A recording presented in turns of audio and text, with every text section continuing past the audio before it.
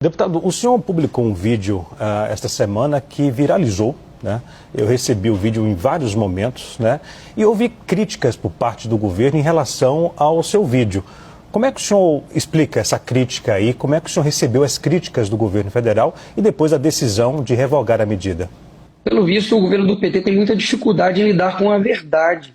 Afinal de contas, eu inclusive no vídeo falo que o Pix não será taxado, mas não duvido que possa ser, e mostrei um histórico disso, como por exemplo a promessa da picanha, que até hoje não veio, como por exemplo a promessa de não taxar as compras da China, e estão sendo taxadas, e também a promessa da isenção de imposto de renda também não veio. Ou seja, há um histórico do PT de fato de enganar as pessoas. O vídeo ultrapassou 220 milhões de visualizações. Isso é muito mais do que um número, Leandro.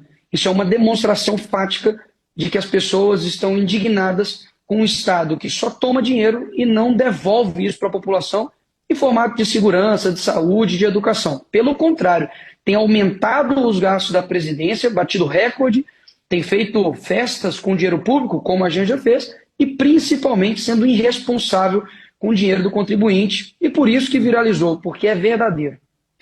Agora, deputado, autoridades falam que devem abrir um inquérito para poder investigar parlamentares que divulgaram fake news.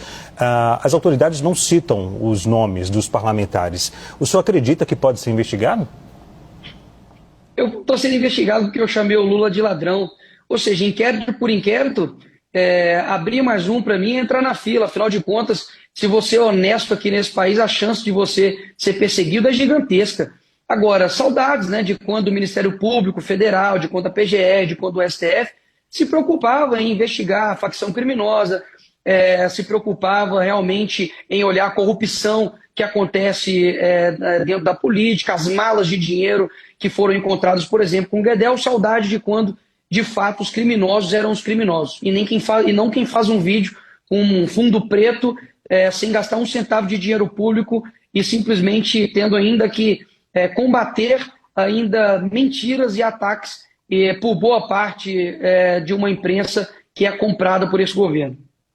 Deputado, o senhor apresentou, se não me falha a memória, o senhor e mais outros dois parlamentares apresentaram um projeto de lei, é isso? E também uma ação do Supremo Tribunal Federal sobre o caso da Receita?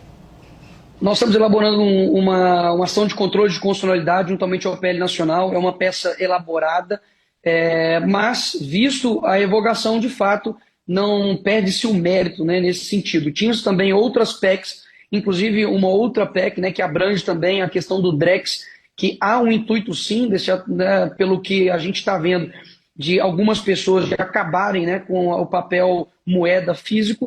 E a gente sabe que isso daí é mais um controle mesmo do Estado, só que todas as ações que iríamos fazer judicial não vai ser necessário mais ser feito, porque de fato agora o Pix, digamos assim, voltou. Você aí, trabalhador informal, entregador de iFood, pedreiro, manicure, trabalhador informal, não mais terá, né, a lupa do governo em cima dos seus gastos.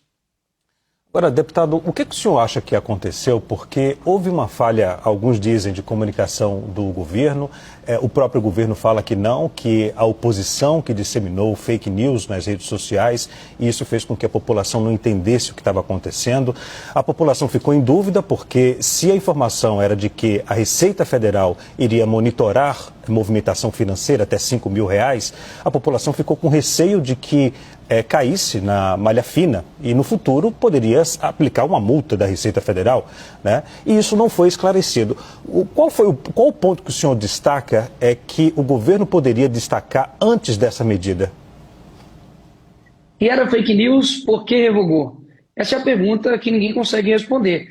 Afinal de contas, é impressionante, né? Eles comunicam algo, a gente recebe essa notícia, mostra a verdade, e eles simplesmente dizem que não, vocês são incapazes de entender. Só o governo do PT consegue entender as medidas deles. E se você discorda, ou se você faz um vídeo elucidativo, você é considerado um fascista, um nazifascista, como, por exemplo, não somente o Haddad, mas agora o novo, né, secretário de comunicação do governo, inclusive dou boas-vindas a ele, diz que a oposição ela é fascista.